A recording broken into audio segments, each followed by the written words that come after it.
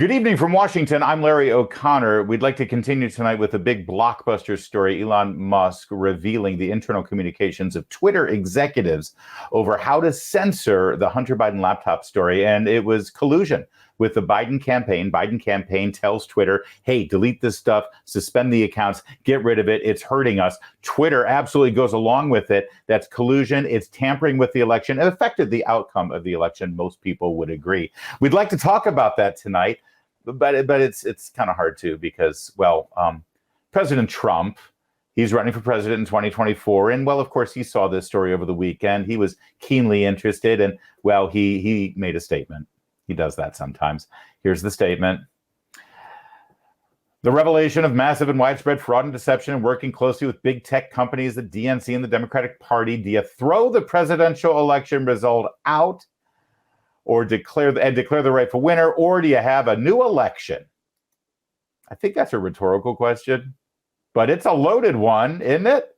Just in case anyone's noticing, we are going to have a new election. It's already in the works. He's already declared for it.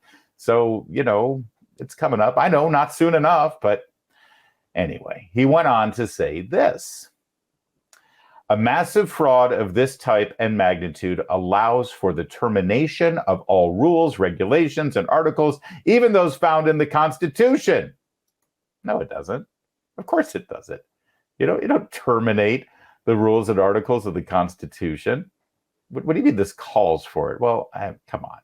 Now, listen, I recognize the president is saying that this thing was obviously rigged. It continues to be rigged. They obviously tampered with the election, and there is no mechanism in the Constitution to deal with this sort of thing. So all bets are off. Well, no, not all bets are off. You just continue with the Constitution that you've got. And if you have the votes, you try to improve the laws and regulations. And yes, even improve the Constitution. It's been done dozens of times already in our history. That's what you do. You don't terminate any parts of the Constitution. We know that. Come on.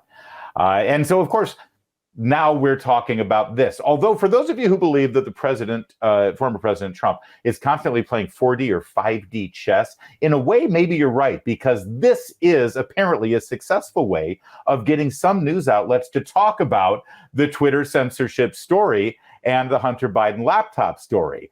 Here's a good example. CBS Morning News, they talked about the Twitter story and the Hunter Biden laptop story eventually. But they, of course, had to frame the entire thing over President Trump's statement about terminating the Constitution, which, of course, he did not actually call to do. He just suggested that this sort of story allows for it, which is, bad enough. But leave it to CBS News to make it even worse and put us all in a position to actually defend President Trump.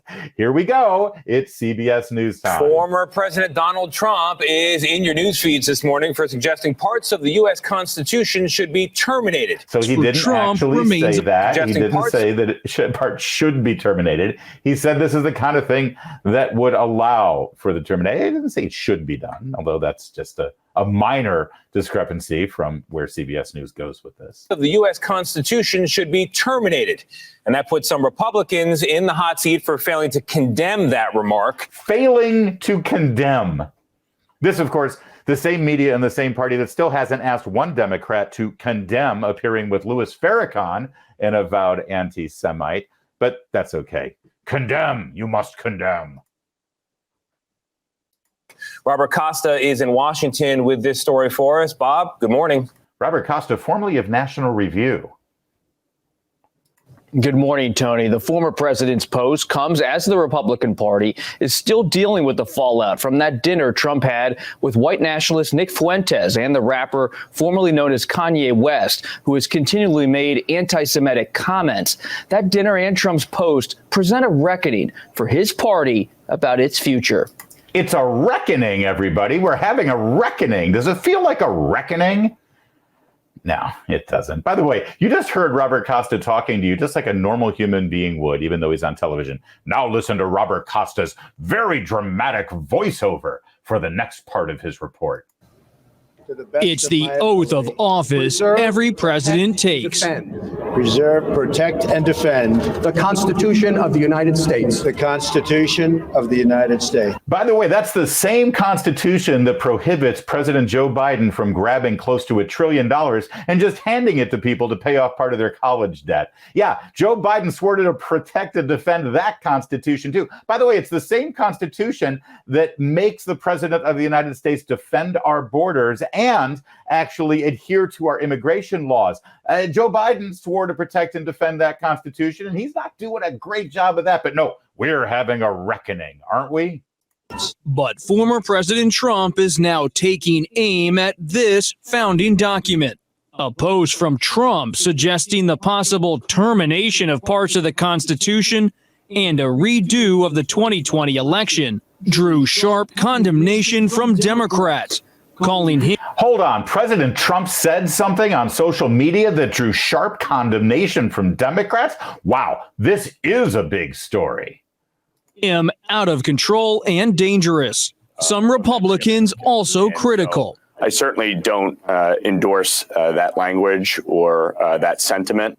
But any political cost for Trump remains unclear, as others are taking a wait-and-see approach. I will support whoever the Republican nominee is. And I just don't think that at this point he'll be able to get there. Trump has kept up the steady drumbeat of false statements about the 2020 election. Have you noticed how we still haven't said anything about Elon Musk and Twitter and the collusion of the 2020 presidential election? Have you noticed that? Yeah, me too. Long after his own officials told him it was not stolen. I made it clear I did not agree with the idea of saying the election was stolen. That's Attorney General Bill Barr. You know, he's the same guy who was in charge of the FBI when they were briefing Twitter on a weekly basis about potential Russian disinformation. Yeah, that Bill Barr. Trump's latest comments were in response to a report by journalist Matt Taibbi that showed Twitter employees deliberating. Almost 2 full minutes into the story. And now we get to the Matt Taibbi Twitter files Hunter Biden story. Well, better late than never, I suppose. Listen, maybe this was Trump's strategy. Maybe his plan all along was to say something outlandish about terminating parts of the Constitution and putting him back in his rightful place as the president of the United States. Maybe he just did that to force people like Bob Costa and CBS News to actually cover even a smidgen of this story that they're dying to ignore. You know, the Hunter Biden laptop story, which everyone knew wasn't hacked and was actually validated within the first week of the story breaking. CBS News just got around to actually validating that laptop and the emails themselves about 2 months ago. Nearly 2 years from when the story first broke. So I guess this is a victory for President Trump. I suppose it certainly, as usual, exposes the media for the hacks that they are, the partisan hacks, by the way, who will go ahead and deceitfully put their thumb on the scale for their chosen candidate whenever they have the opportunity. And they certainly had the opportunity here. That's probably what President Trump was doing. But that said, there are still people in this country who believe or are able to be swayed into the belief that President Trump was willing to suspend the Constitution so he could stay in power. And maybe the best way to prove that you're not interested in suspending the Constitution so you can stay in power is to not suggest that we suspend the Constitution so we can stay in power. I mean, just a thought. Don't look at me, though. I don't even know how to play 2D chess, let alone 3D or 4D or 5D or whatever it is he's playing these days. More to come on O'Connor Tonight.